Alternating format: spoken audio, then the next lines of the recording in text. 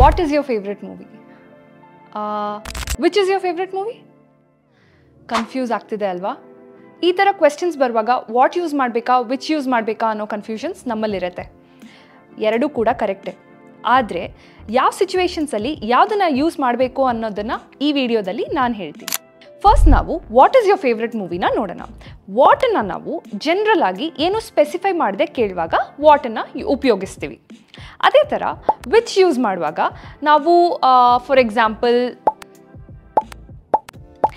ಈ ಆಪ್ಷನ್ಸಿಂದ which is your favourite ಅಂತ ಕೇಳ್ತೀವಿ. Similarly which is your favourite romantic movie ಈ ಥರ ಕೇಳ್ಬೋದು. ಇನ್ನೊಂದು example, what is your favourite book. ಇಲ್ಲಿ ನಾನು ಯಾವುದು ಸ್ಪೆಸಿಫೈ ಮಾಡದೆ ಜನರಲ್ ಆಗಿ ನಿಮ್ಮ ಫೇವ್ರೆಟ್ ಬುಕ್ ಯಾವುದು ಅಂತ ಕೇಳ್ತಾ ಇದ್ದೀನಿ. ಅದೇ ಥರ which is your favourite book amongst these three.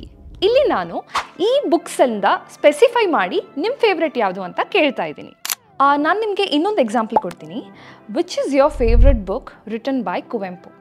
ಇಲ್ಲಿ ನಾನು ಸ್ಪೆಸಿಫಿಕ್ ಆಗಿ ಕುವೆಂಪು ಬರೆದಿರೋ ಬುಕ್ಸಿಂದ ನಿಮ್ಮ ಫೇವ್ರೆಟ್ ಯಾವುದು ಅಂತ ಕೇಳ್ತಾ ಇದ್ದೀನಿ. I hope this topic is clear to you now.